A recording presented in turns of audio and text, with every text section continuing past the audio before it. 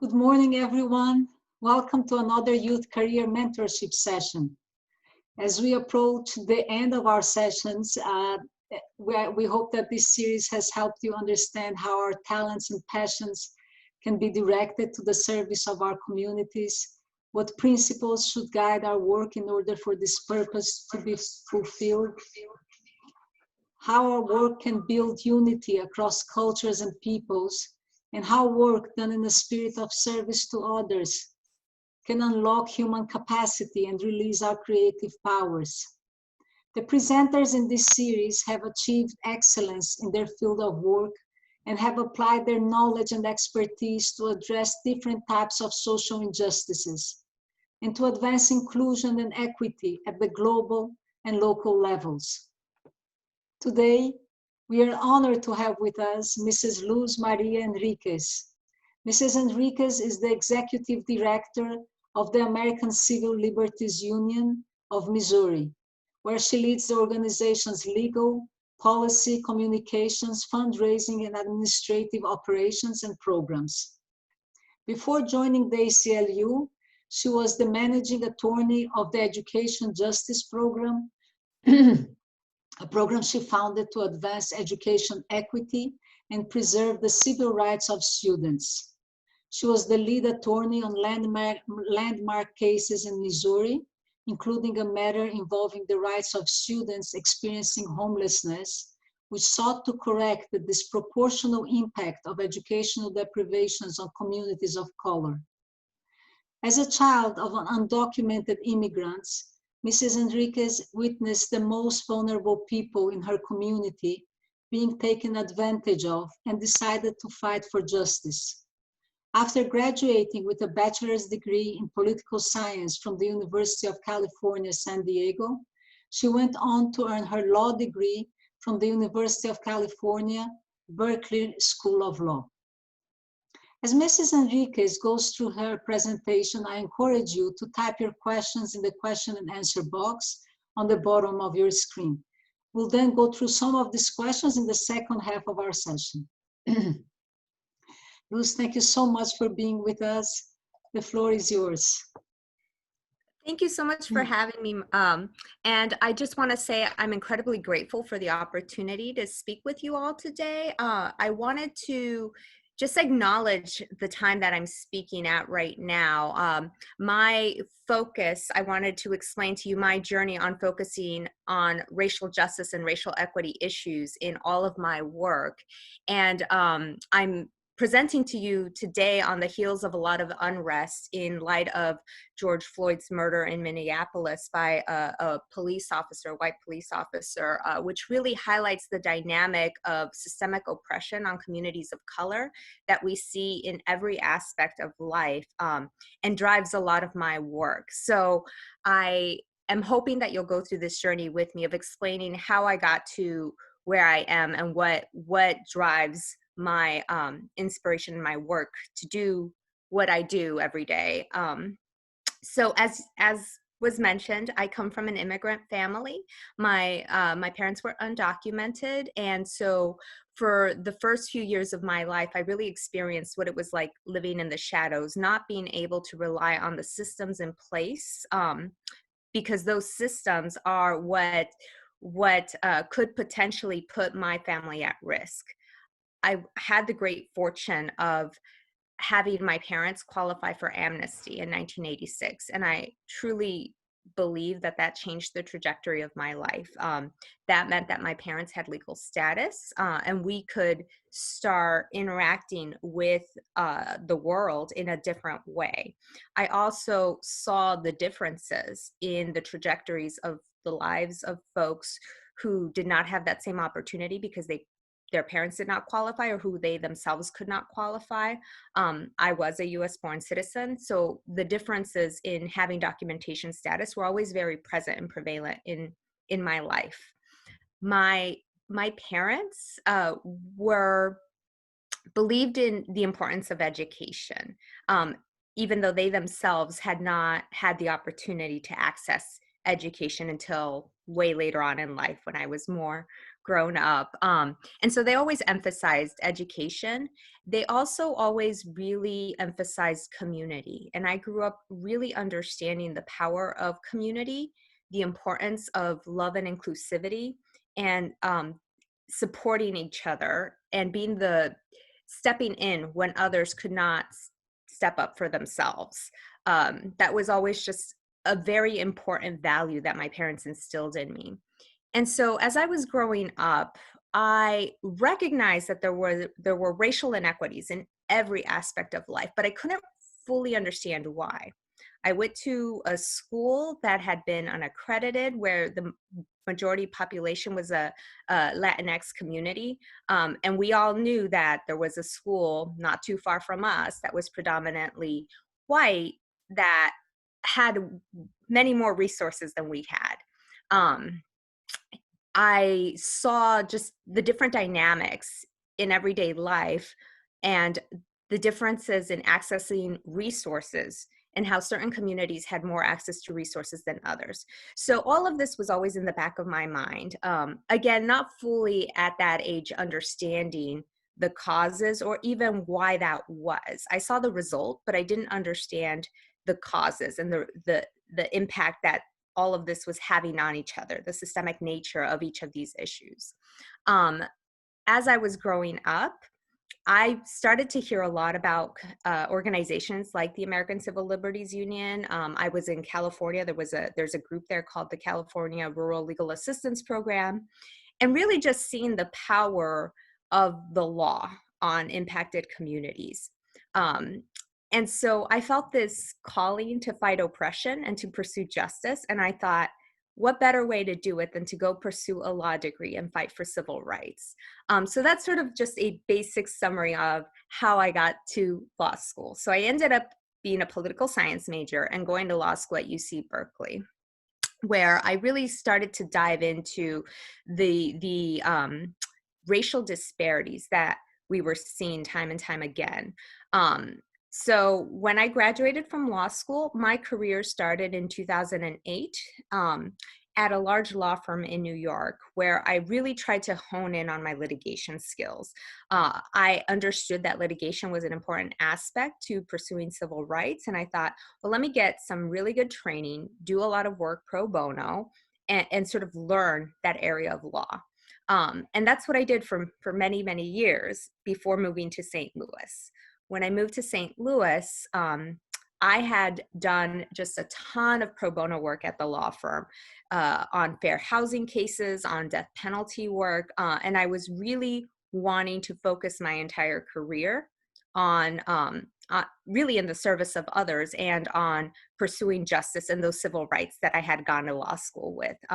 So I started as a staff attorney in the in the Children's Legal Alliance Unit at Legal Services of Eastern Missouri. That's a legal aid organization that provides free civil legal services to low-income clients. As part of this program, I represented students really in the special education world, students who had special education needs or who we thought may have special education needs. One of the things that I noticed early on is all of my clients were people of color, and all of my clients were being suspended, and there was no discussion of the trends that we were seeing. So at the time, a lot of data started coming out on what's known as the school to prison pipeline. And that's the impact that a suspension or absence from school has on a child, and a very clear trajectory between school and prison. So students who are suspended and excluded from school or who don't have access to that education system are more likely to end up in our prison system. Along with that, a lot of data also started coming out about the disproportionality in students of color being suspended. So while students of color make up a smaller percentage of the population in Missouri, they are suspended at greater times. I believe the last data showed that students of color are suspended 4.5 times more than their white counterparts. And so as I'm doing my day-to-day work and seeing these trends, I become very disturbed that no one seems to be talking about this. I go to hearings where students are being suspended, and there seems to be no recognition that this is part of a larger picture. There's always a lot of focus on the individual student and what that individual did, but there didn't seem to be a focus on placing those circumstances in the larger context of the trends that we were seeing. I had the great privilege of participating at around that same time in what's known as the Racial Justice Institute through the Shriver Center, where it was a brand new program where the focus was to train attorneys and other advocates on how to push racial justice initiatives forward and how to start talking about some of these racial inequities that we were seeing, and really focus our work using a racial justice lens. The idea being that these inequities exist. We know that from the data. That signals there is something wrong with our systems because they are producing these inequitable outcomes. And if there's something wrong with our systems, then we need to focus on how can we change those systems? How can we change the root causes of the inequities that we are seeing so that we can have better outputs? The other important thing that I learned in the Racial Justice Institute is we have to be conscious of racial justice. So, because otherwise we will potentially create the same inequities that we are continuing to see in other areas, or we're just not going to minimize them. So as a very concrete example of that, one of the things that I think about is when doing work to protect the rights of students, and when trying to reduce suspensions, if we're just focusing on reducing suspensions overall, the total number of suspensions overall may come down, but the disparity that we are seeing, the rate at which communities of color, Black children are being suspended may not go down. So we may still see that 4.5 times difference that we are seeing if we're not focused on, well, who is being suspended the most and who is most at risk, because we're just going to change the system where the numbers come down, but that oppression issue is still there because we haven't focused on it. So I had a slide, but I don't think I'm going to share it. I'm sure you've all seen it, just to try to conceptualize equality versus equity. And we can send it out. I can send it to Martha later. But really, it's that fence picture where you have 3 folks and they're all given the same thing, one box to see over the fence. There's a tall person, a medium-sized person, and a short person. And the idea is equality is everyone gets the same thing. The problem with that is not everyone can see still, right? Because if everyone gets the same, we're not all starting from the same position. Therefore, the folks who need more to be able to see don't get it anyways. And the folks who may not need a box to be able to see get it anyways. So that's the idea of equality versus equity, where folks get what they need to be able to see over that fence. So the shorter person is going to get 2, maybe 3 boxes. That means the tall person may not get any boxes. And that's sort of what I use when I try to think of the abstract concept of equity versus equality. And then there's justice, which is what I try to see myself pursuing, which is eliminating that fence, eliminating that barrier, so that no matter where you're coming from, no matter if you're 6 feet tall or 3 feet tall, you'll be able to see what everyone's trying to see. So I went from being this advocate in this special education world to deciding, okay, I'm going to do my work differently, because now I have a better sense of these abstract concepts, these things that I've always seen. I've seen inequity throughout all sorts of aspects of life. The data shows that it's there. How am I going to use my skills to really address the inequity? And so I started just talking about racial justice every day in my representation of the students. So I would go to school discipline hearings where I was representing a student who was going to be suspended or expelled, and I would bring with me the data of what the school's trends were with respect to students of color. And I would start talking about it. I had some training on how to frame some of these issues, but really just trying to highlight this is beyond this individual student. This is a recurring problem. We really need to look at these issues. Through that, I started speaking more and more and more about education inequity and racial justice in general. And I had the opportunity to submit a grant proposal to a funder who was really interested in how to reduce disparities in education. And they funded my program called the Education Justice Program. I was very fortunate to get funding for an entire staff to really look at those root causes and how we could use our skill sets as attorneys to change systems, practices, and policies that are creating these inequitable outcomes across the board in Missouri. So I led that program for 3 years. It was funded again. And as I was doing the work, I really had this vision for expanding the work beyond education, because I understood that education is just one institution, but the impact of education goes across various other institutions. So, and various other institutions impact education. So for example, housing, where you live, impacts where you go to school, and your access to certain good schools is dependent on that. Your education, going to school, not being suspended, will have an impact on whether you are more likely to end up in our criminal justice system. So really just seeing that intersectionality, I became very interested in working in a way that addresses more than one system. And that is how I ended up at the ACLU of Missouri. So the ACLU of Missouri is a legal organization that uses we have a communications team, a policy team, and a legal team. And we use our teams to really secure and expand civil rights and liberties. I wanted to just briefly highlight that civil rights and liberties are those rights that are protected in the Constitution and in the Bill of Rights. And there's several of them, so I'm not going to go into detail about what all your civil rights and liberties are here. But just as a summary, we do a lot of work in the voting rights world, so securing everyone's right to voting.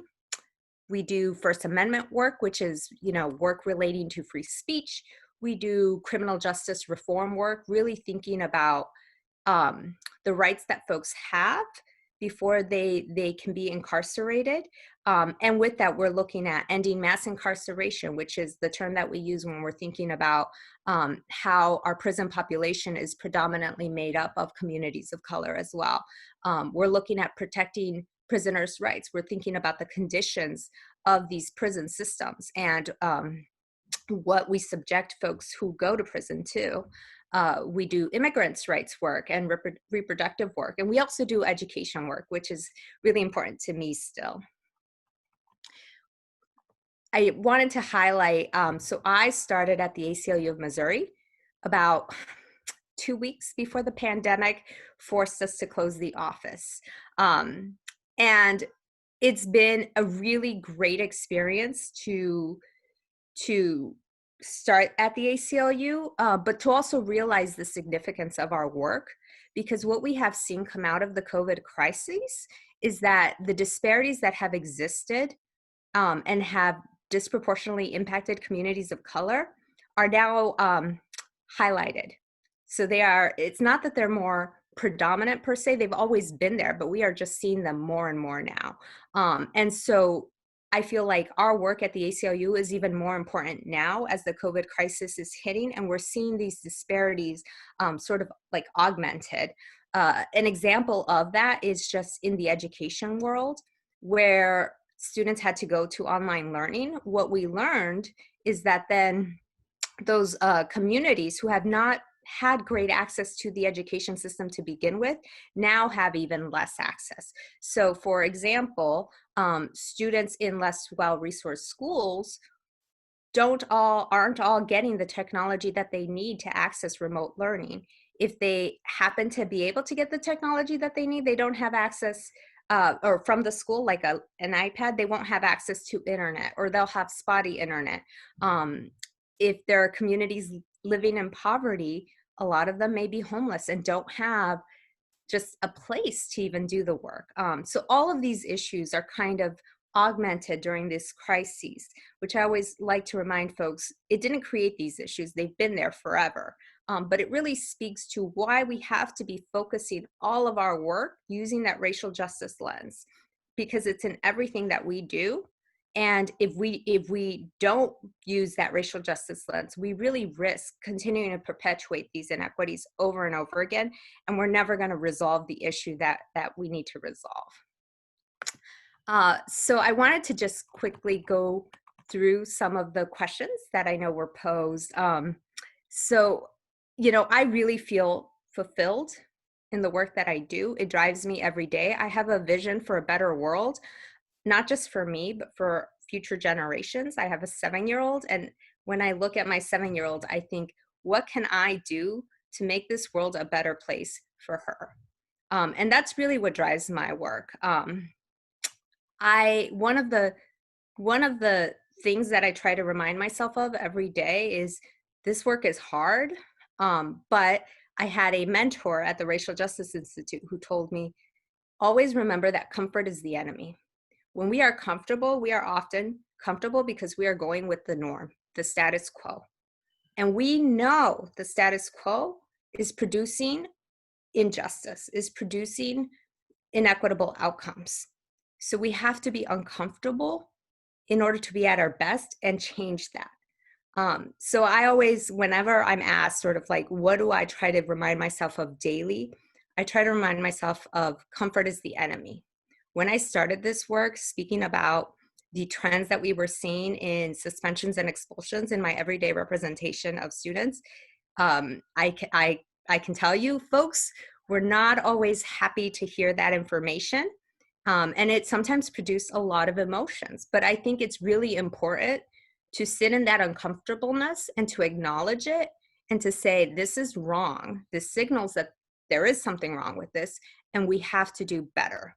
We owe it to our community and our children and the future, really, to change the world for the better and to really overcome all of what we're seeing, so that everyone can come at this world with equitable access to opportunities, so that everyone can fulfill the promise of the Constitution and the Bill of Rights, and everyone has access to really develop themselves.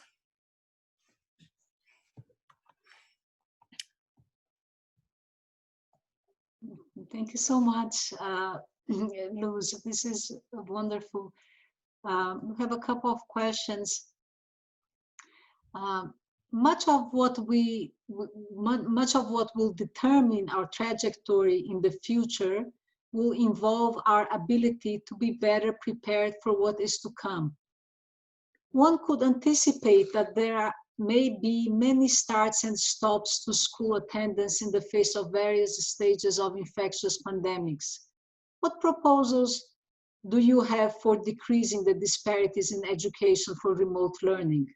Though lack of education due to quarantine does not carry the same social connotations as being suspended, there may be some of the same elements at play that may be worrisome in reference to the lack of school to prison pipeline.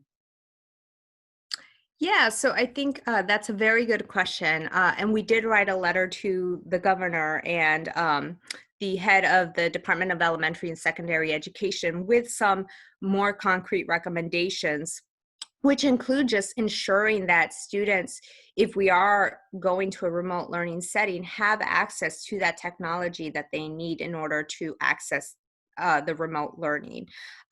We want to make sure that the disparities that we're seeing across are reduced to the maximum extent possible. And I can give you concrete examples of that.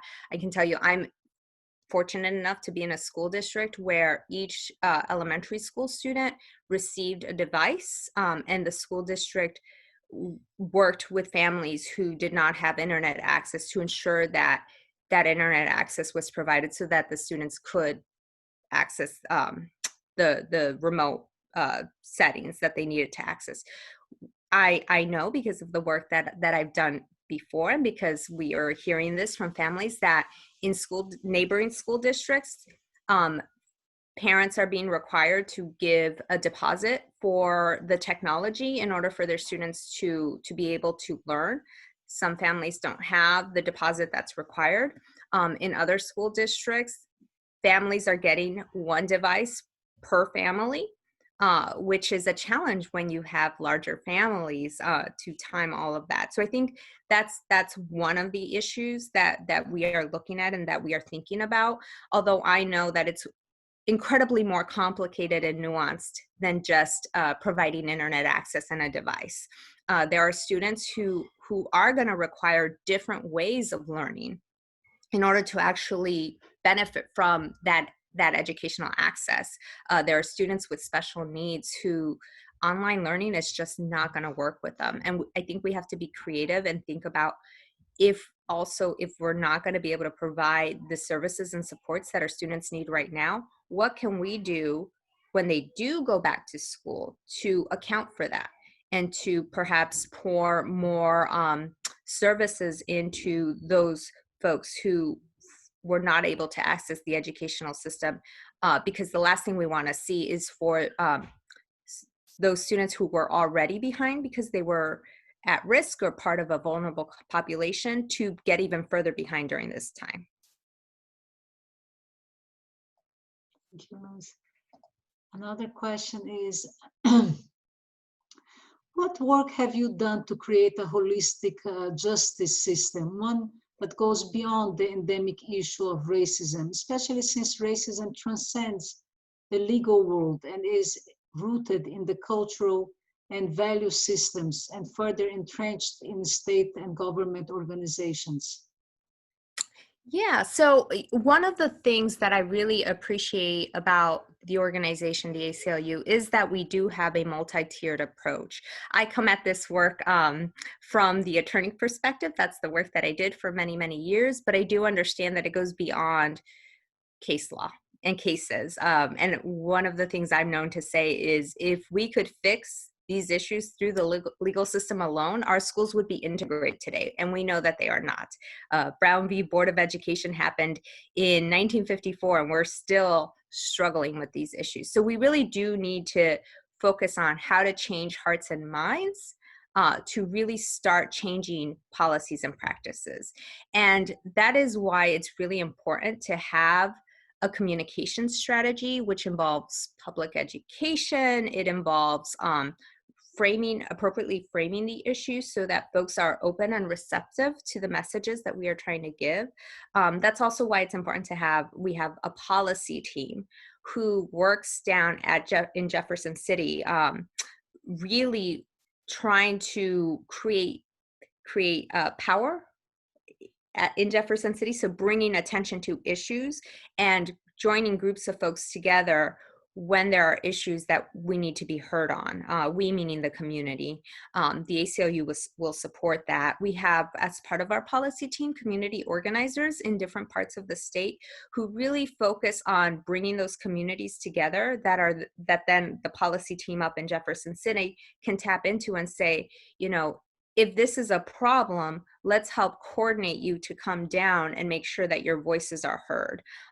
One of the greatest examples that I'm thinking about recently was there were a whole bunch of anti-transgender bills in Jefferson City this past session, and our campaign organizers were able to really coordinate a lot of folks who care about trans issues to come down to Jefferson City and speak out against the bills that were being proposed. There were many, many, many attempts to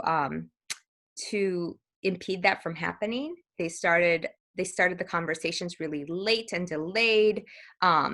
People were waiting for hours, but folks were so cared so deeply about these issues that they stayed. Some of them had small children with them, and they stayed for hours waiting to be heard, because that is their right, and because we know that it is important for our leaders to hear from the folks who will be impacted by these measures. Thank you, Liz. Do you think that we are making progress in pursuit of a more just society?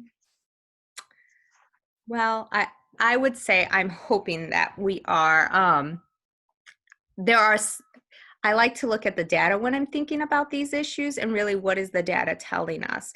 And I would say it sort of depends on the issues. We have seen some improvements in some issues, but in others, we are continuing to see that the data shows that that injustice continues or is even more prevalent today. One thing I'm really curious to see is once we get through this COVID-19 era, what that data will look like on various fronts. I'm really hoping that it's not going to be further expanded and entrenched, but I have concerns given what I know is sort of happening on a day-to-day basis. Thank you, Cruz. Another question. The Center for Story-Based Strategy calls that third box without fence as liberation, not necessarily justice. My question then is, how do we relate justice to liberation? Yeah, that's a good question. I think I see justice and liberation hand in hand and tied together. So I really think that when I'm thinking about justice, I am thinking about liberation for all, because for me, it is that elimination of the barrier. It's the elimination of the root cause that's producing those inequitable outcomes, so that we don't have to be thinking about, well, what is it that each person needs, because those barriers are just eliminated and everyone has access to opportunity. And that is also how I define liberation. So I think it really is just looking at that future that we want to see, and that's how I define the work that I want to do and go into the work that I want to do, is thinking about justice, thinking about liberation as the form of justice that I'm seeing and pursuing. Thank you. Another one. Does going to a prestigious law school make a difference for those interested in similar fields as yours? So one of the things that I am very conscious of is going to a prestigious law school can open doors. That's just unfortunately the way our society works, is law schools and really any higher education that has a prestigious name tied to it. The way our society works is that ties you into a community that opens doors, and it gives you access to more folks from that community. In terms of practice, I want to say I don't think that having a degree from a prestigious institution means that you've necessarily been better trained or that you're going to be better at the work. So I always throw that in there. Just because our society may think that does not mean that that is the reality. So, I'm always happy to also talk offline with folks who are thinking about law school, about what options are, because I was the first one in my family to pursue a law degree or to pursue that higher education piece. And it can be an incredibly complicated system. And there are things I wish I had known that I did not know at the time. It was not as well planned as I think some folks have the opportunity to plan for when I went to law school. And it wasn't as thought out, at the time. I will say I wasn't even necessarily thinking about, oh, I should apply to prestigious law schools, because that may open some doors, just because that's the way our society works. So I'm always happy to chat about that further too, if this doesn't provide enough of an answer. Thank you, Lu. So a follow-up with that question is, if a high school student is interested in becoming a lawyer and working for civil rights or human rights, what advice would you give them? Yeah. Sorry, Ben, before, and I want to encourage the friends to keep typing your questions in the questions and answer box on the bottom of your screen. Yeah, sorry, please. So the question was just advice if you want to go into public interest work. So if a high school student is interested in becoming a lawyer and working for civil rights or human rights, what advice would you give them? Yeah, so I would say in terms of working on civil rights and human rights, really use your time in law school to experience different internships that that can make a real big difference in the subject matter expertise that you want to go into, but also just in how you want to pursue the work. There are many different ways to pursue the work.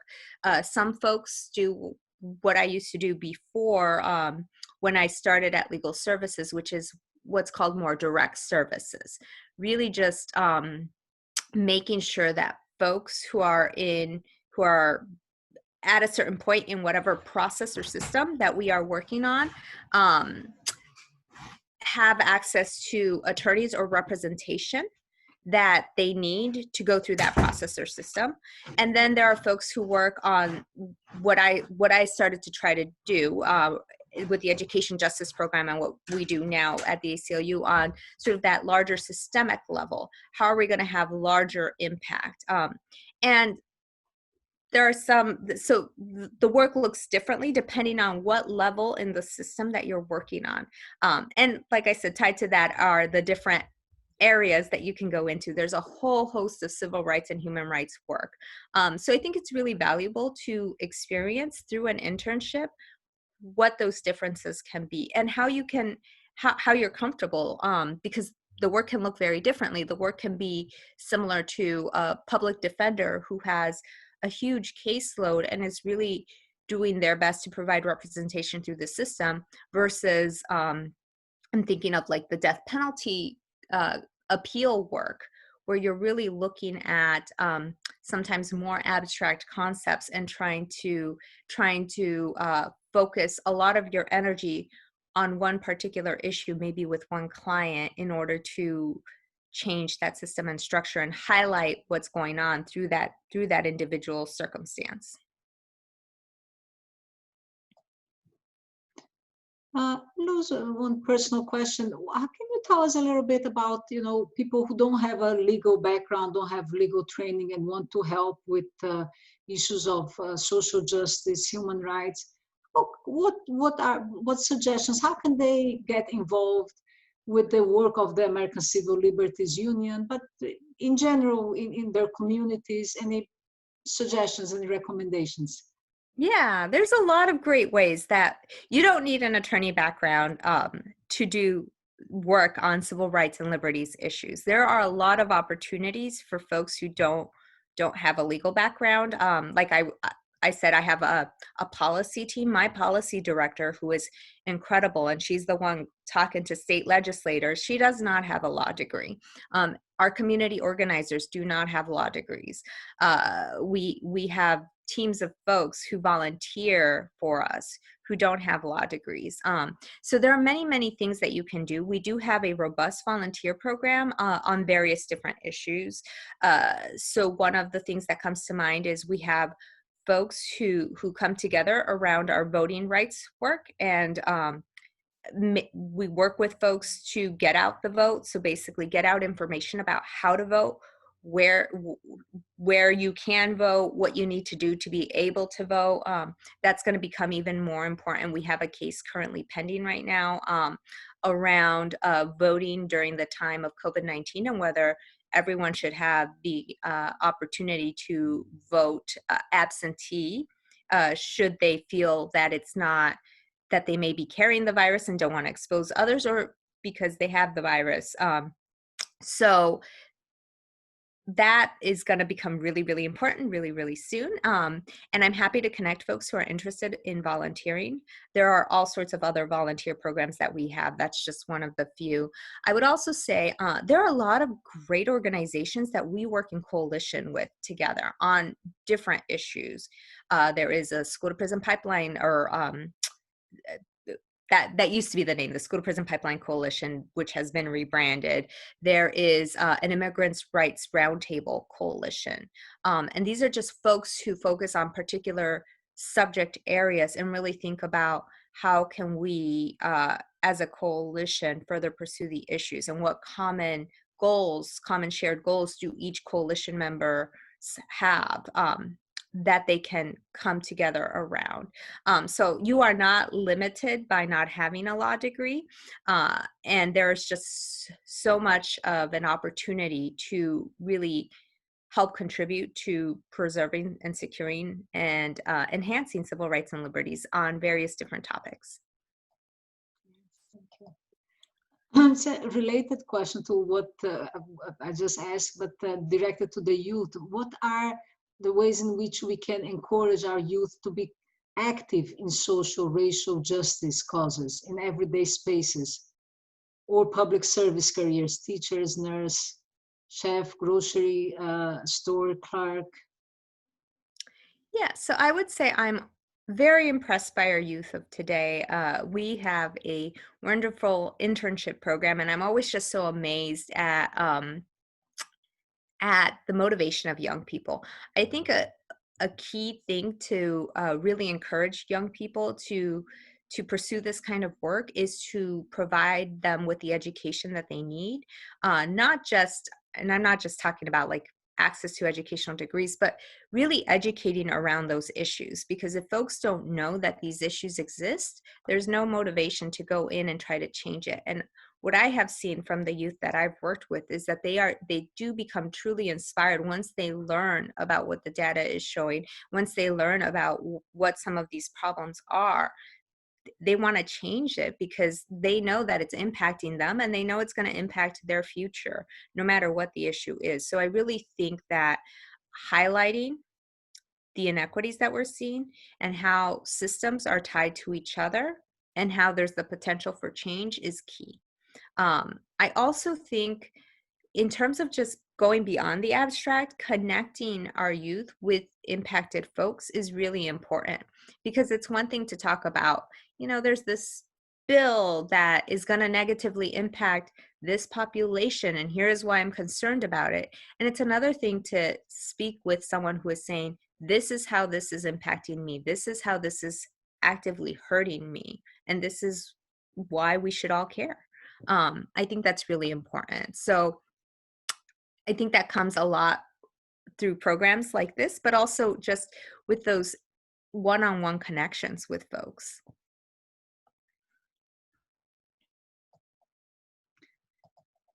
There's a question also about, how can we present the students and the youth through the lens of their value, their worth, instead of focusing on their needs? Is there something, is an approach like that? And then during the pandemic, what is happening to the population that depended on the libraries to survive this past several weeks? Do you know anything about that? So with respect to the libraries, I don't have any like data or information that's been gathered with respect to that. What I can say is I have seen some libraries start to open up and provide curbside service, which is great, but I think that's also for folks who have challenges going to the library. That could be a problem, because folks still don't want to use public transportation for obvious reasons, and there are other barriers going on. So unfortunately, I don't have like concrete data on that. I can tell you, I also do know that students who didn't have access to technology, who were suspended or expelled, and would go to a library to use the computer to try to do some remote learning. I think that goes back to the issue that we talked about earlier with just access to technology in general for certain communities. And I have represented students who would use the library as a way to access technology that they needed, and that's a problem.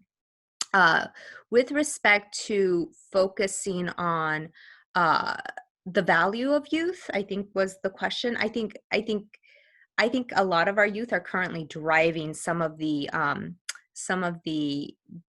organization and building of community power that we are seeing. We have a trans leadership table that is run by a lot of folks who are, I would say there definitely are youth.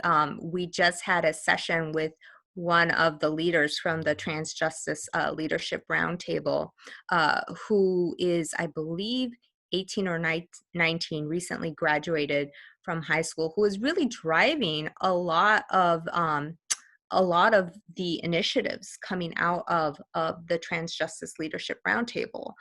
So, you know, I think when we're talking about the issues, we're talking about a lot of different things.